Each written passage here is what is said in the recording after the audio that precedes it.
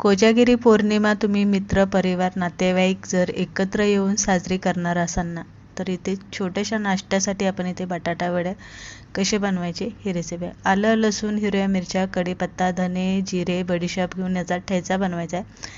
1 kilo बटाटे उकडायला घालायचे. बटाट्यांना फक्त 4-5 शिट्ट्या घेऊनच कडक उकडून घ्यायचे. कढईमध्ये 2 पळ्या तेल घालायचं, जिरी मोहरी घालून ठेचा घालायचा आहे, कढीपत्ता घालायचा आहे, हळद हिंग घालून चांगलं परतून घ्यायचं आहे. उकडलेले बटाटे कुस्करून घ्यायचे, चांगलं मॅच करायचं, मीठ घालायचं, 5 मिनटं वाफ देऊन भाजी चांगली परतून घ्यायची आणि परतून झाली की गार करायला ठेवायचं. बेसन पीठ घेतलेलं आहे, हळद हिंग घालायचे, यामध्ये आपल्याला मीठ घालायचं आहे, ओवा घालायचा आहे. घट्टसर असं आपल्याला हे पीठ खलवून घ्यायचं आहे. भाजी तोपर्यंत आपली इथे गार झालेली आहे.